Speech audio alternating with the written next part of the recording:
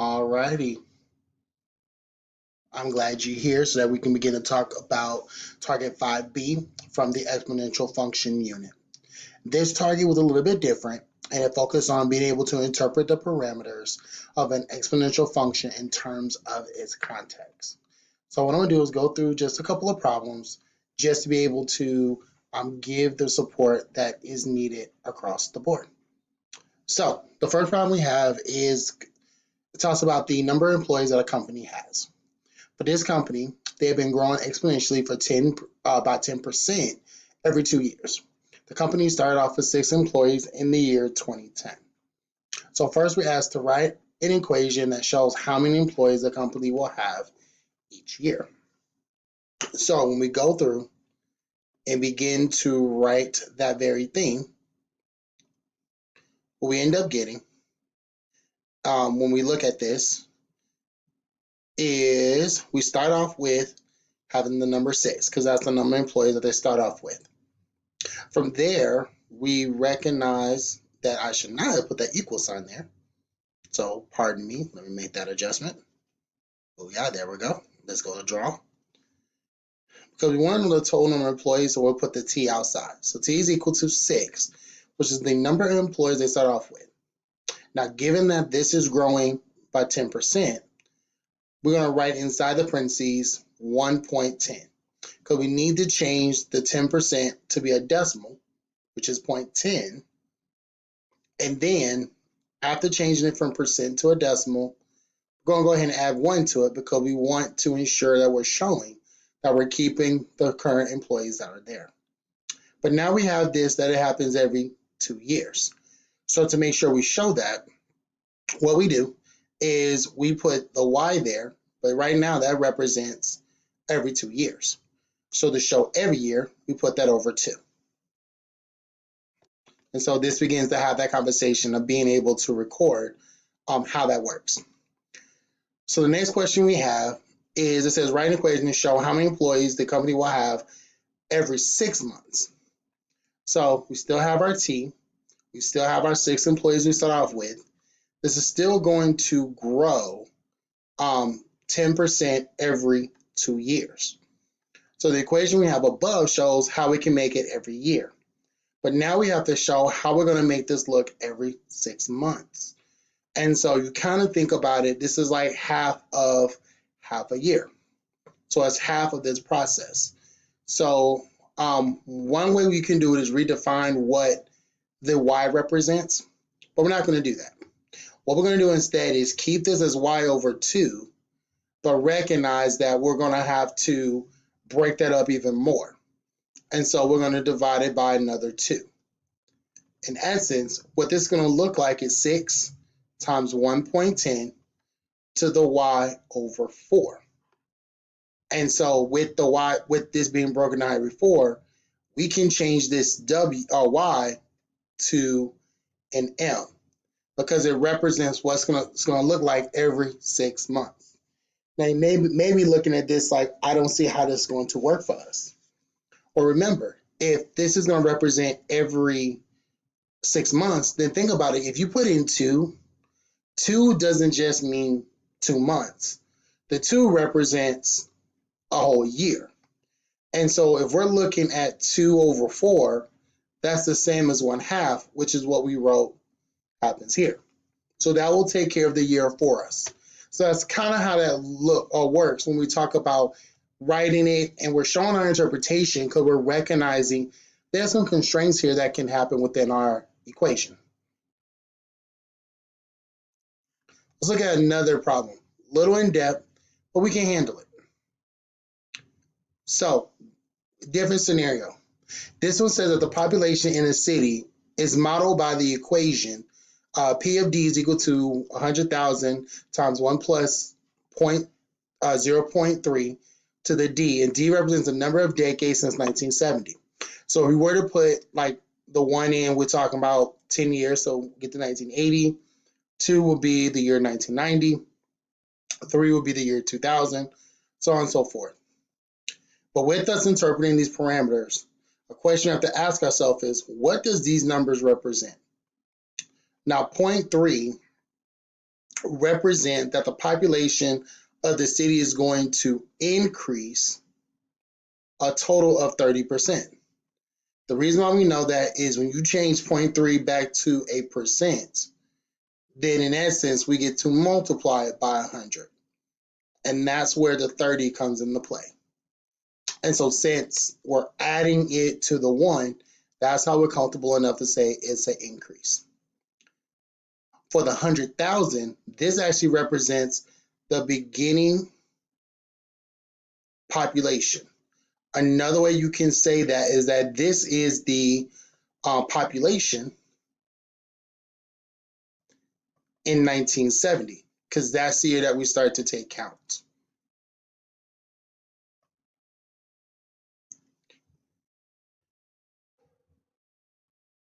Now, B says to write an equation for the function f to represent the population y years after 1970. So where the original scenario is talked about in decades, this one is asking us to talk about it every year. So when we take our 100,000, we can go ahead and put the 1 and the 0.3 together. I'm going to make that 1.3, and that'll be to the d power. This is our original setup. So now when we start to look at being able to find it per year, what ends up happening is first, we end up putting the d and we divide it by 10. And so when we divide that by 10, then what we get is, as I said, 100,000 times 1.3 to the d over 10. But since they just want y, we have to replace this entire thing for y. If we do so, we have to talk about the rate. So what ends up happening is we have this sidebar conversation, and we have to do 1.3 to the 1/10th power. When we use our calculator, what we end up getting is that's going to be 1.03. So we can rewrite this to be 100,000 times 1.03 to the y power. The rate is already calculating that it's going to be every year. And if we went to 10 years, we would get the total that we were expecting to see when we get to 1980. Now, for C, it says to write an equation for the function g that represents the population C centuries after 1970. So where we divided by 10 to get it down to every year, now with us being already in decades, we multiply it by 10. Because every one we put in for a decade actually means 10 years. So once again, we're back to having this conversation of needing to figure out what the rate's going to be. So we're back having another sidebar conversation. And we got to do 0.13 to the 10th power. Now, when we do that, we end up with a very large number, which is okay.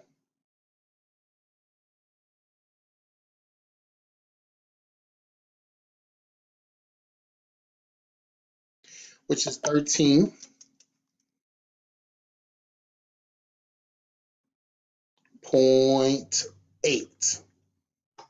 Very large, but you think about it that we're increasing per century. So if I put in a 1, we're talking 100 years, not just 10. So that number isn't so off the scale as we may see it originally. The last problem I want to talk about in 5B is the graphs. So the graph that you see here is the function y is equal to log 8 of x.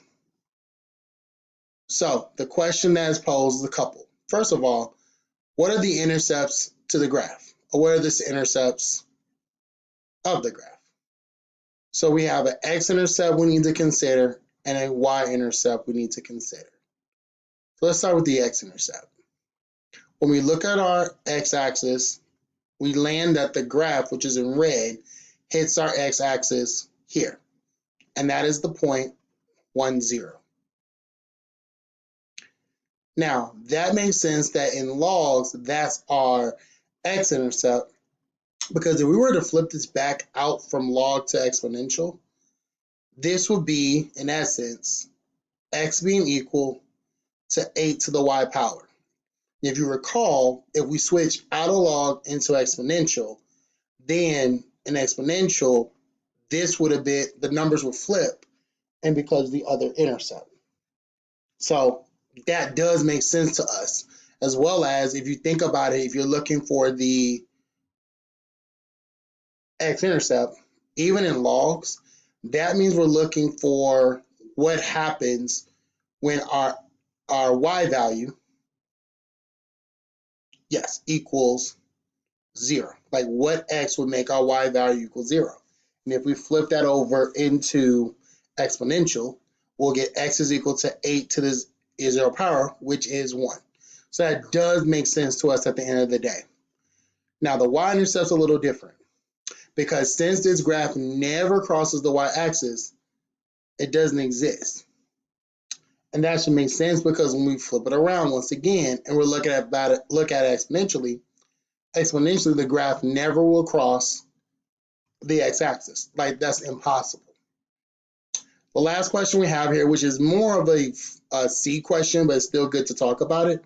It asks, when will the graph result in an answer of 4? If we're ever asked to do that, we just set our equation, which is log equal to 4, and we go through our steps to solve it. So this is a bit of a preview of 5C. So here's what we do. We can do a couple of things, but what I'm going to do is change this out of log into exponential. So out of log into exponential means now this is 8 to the 4th power is equal to x. And if you do 8 to the 4th power using your calculator, you should get 4,096. And so that tells us, if we were to talk about it from a log perspective, that our input would have to be 4,096 for our output to be 4. Now, I would definitely recommend you watch this video again if it may have gone a little quick on parts, but I've tried to hit all the high notes that need to be addressed. But once again, that's all, folks.